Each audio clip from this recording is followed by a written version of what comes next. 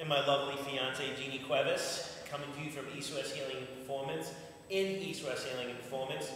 Today we're going to go over something very quick, but what most people do wrong in the fitness industry today. And then they wonder why they have knee pain, ankle pain, and low back pain, and neck pain. Besides working on it correctly and thrashing their own body and being brainwashed by trainers, we're going to show you why it's important to keep the knee bent 15 to 20 degrees doing any type of Romanian deadlift.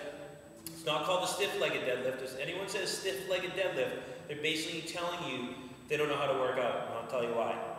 As well as keeping the knee bent when you're doing a bent over row, okay? So we'll watch Jeannie grab the bar. There's many ways to do a bent over row. We'll show you how to do it properly. Feet about shoulder width apart, sometimes wider. Pivoting from the hip, it's a bent over row. Knees are bent 15 to 20 degrees. We have a normal lordosis. Everything is neutral, okay?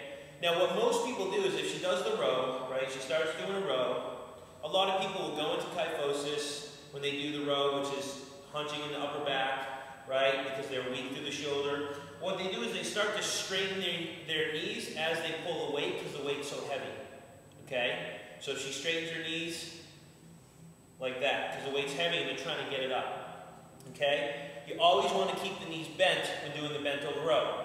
Now I'm going to have her come up, I'm going to explain why, and we're going to show you how most people do a deadlift or a Romanian deadlift. They put their feet together. We'll show you incorrectly first. Feet together, they lock their knees and they pivot from the hips, they go all the way to the ground and come back up. What you want to do is keep the knees bent 15 to 20 degrees. That's a great way to thrash the SI joint in the low back. Create lots of shearing in the low back and the SI joint as you bend forward. The SI joint or the sacrum rolls and it drops if you do that. Okay? So we'll have her do it correctly. Knees bent 15 to 20 degrees throughout the entire movement. You're pivoting from the hips. As she comes up, you'll notice the knees stay bent the entire time. So when she comes up, so keep them bent. As you come up, straighten them and lock them. That's what you don't do. Okay? Now I'll explain why. When you do this, as you bend the knees 15 to 20 degrees, you actually activate the glutes. The glutes not only attach to the ilium and the sacrum, they actually attach 20% to the TFL, okay, which is a hip muscle, which attaches to the IT band, which crosses the knee joint.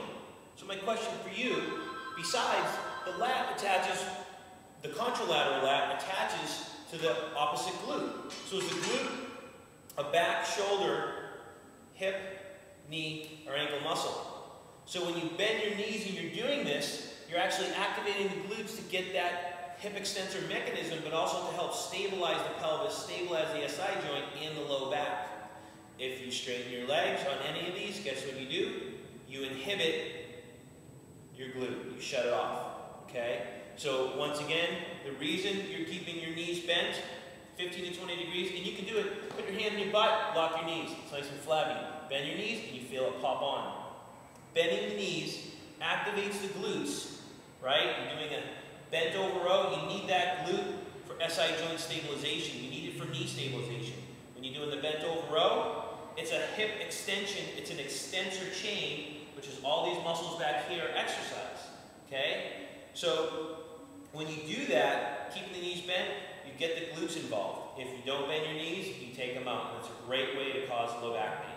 So hopefully you've learned something from me and my beautiful fiancée, Jeannie Cuevas. And if you have any more questions, visit our website at eastwesthealing.com. Feel free to call us for a free consultation. If you call me, you'll get black and white. If you call her, you'll get love and